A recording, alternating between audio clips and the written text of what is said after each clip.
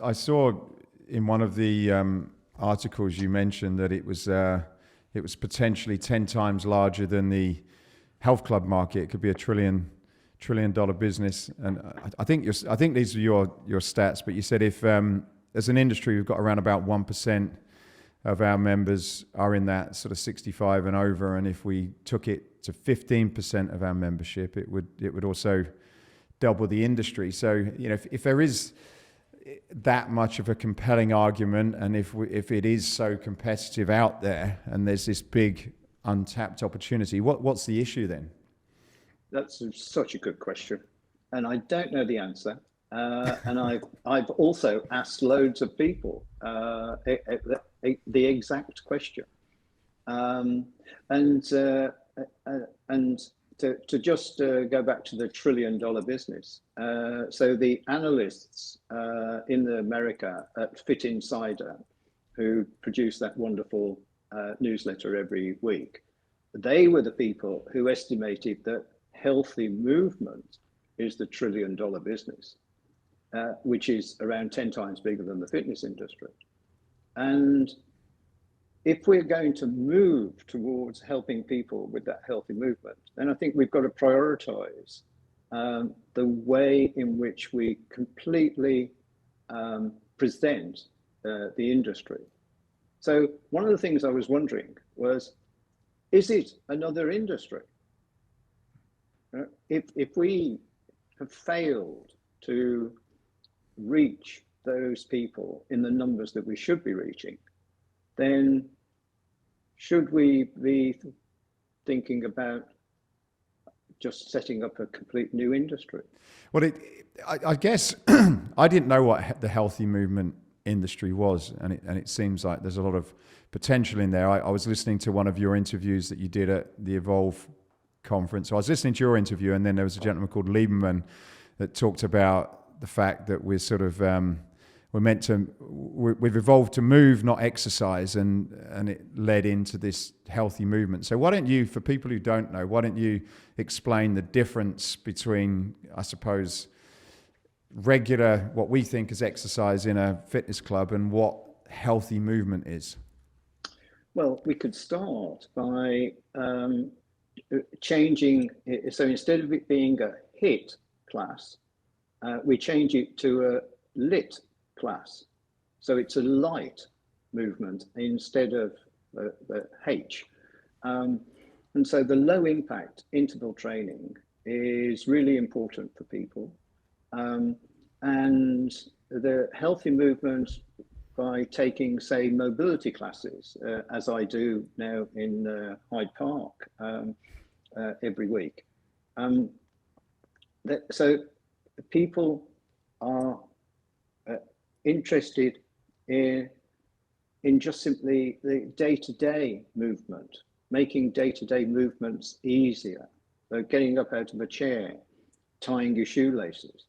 So many of these things are at such a low level but they're also so important. And I think that the industry just feels that they should appeal to the low-hanging fruit of the Gen Zs, and the 18 to 34-year-olds is going to be the bulk of the membership. Yeah. Well, it's clear as I'm sitting. I'm a Gen Z. Was it Gen Z? I've been here too long, haven't I? Gen Z.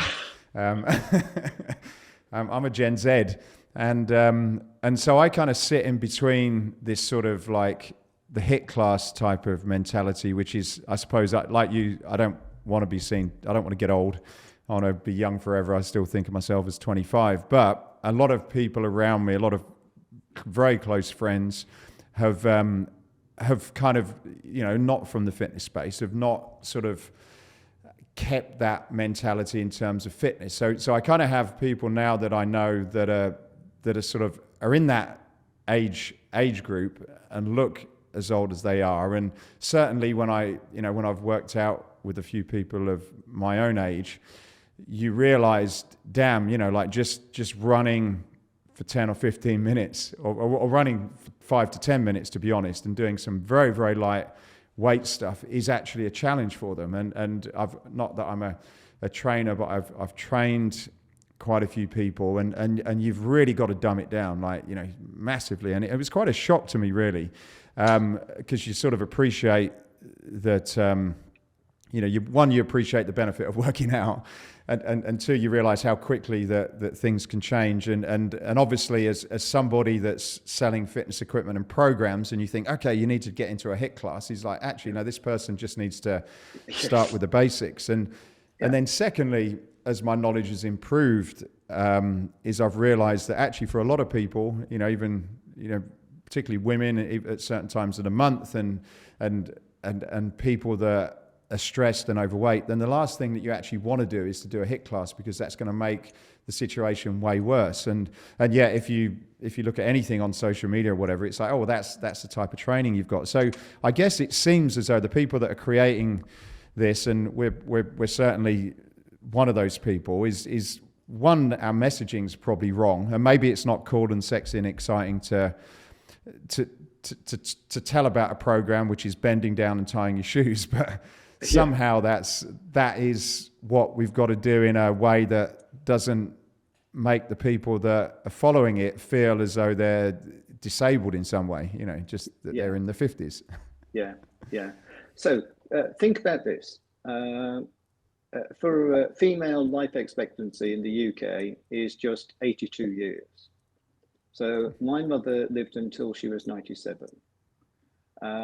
Now, what can happen is that people between 82 and 97 really start to suffer secondary illnesses, and it does affect their quality of life. However, my mother was really lucky. So mentally, she was fine until the last day. And what I decided in her mid-80s was that I was going to help her extend her disease and injury-free life.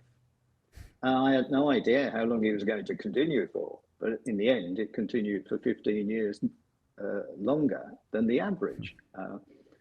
And we did that by a combination of things. But what was fascinating was that we would have personal trainers from the London Borough of Sandwell, God bless them, they were just fantastic. And they would come and they knew exactly how to help my mother with chair exercises. Now, I can remember going to exhibition where some famous studio organization were doing chair exercises. And I'm not sure that it caught on, but the potential for well, it's not very sexy, is it? You know, like if someone like you're a young. You just sent me a picture of you working out in the park with London with your band. You know, and that looks like you were having a great time and you're doing press-ups and stuff. But telling you to go and do a chair exercise kind of puts you in a category. Mentally, it's like, I don't want to be doing chair exercise classes. And I suppose, you know, how do we package it? I'm sure there's ways to do it, and you could do a chair exercise without a chair. You could do it on you could turn up a sandbag or something, and you could do the same thing. But it just seems as though it's like an image problem. Anybody who's young who thinks about training old people thinks about it like they're old people, whereas old people, and I put myself now in that class, older people don't want to be doing that stuff, do they? And they want it to be young and sexy and, you know, cool and. well, you know, maybe that comes back to my point that maybe we're talking about a completely new business. Now, the NHS here have a long-term plan, and it's called social prescribing. And that is to support independent active aging.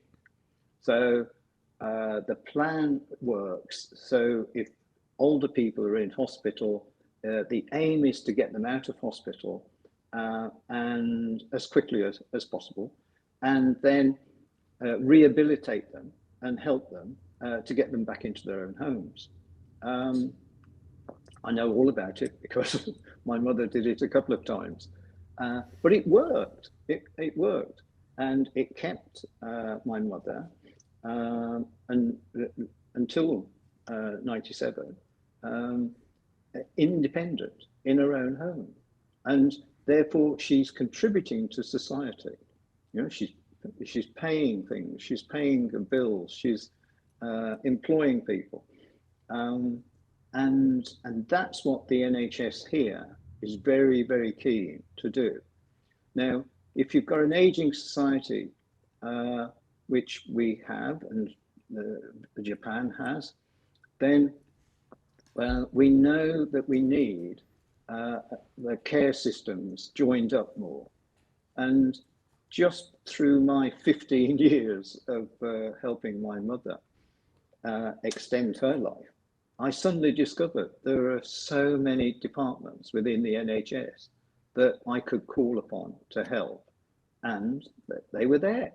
And I also merged that with the leisure department at the local authority. And together, they kept her healthy and independent. Now that is $1 billion business, and we're not touching it, and we should be, as an industry, heavily involved in it. Yeah, it seems like I think the numbers that I read when you sent me your email before is that by 2050, 1 in 4 people are going to be over the age of 65, which isn't that old nowadays. So 25% of the population is going to be over 65, Yeah. Which is huge. At the moment, is it 1 in 6? Yeah, just less than that. Yeah.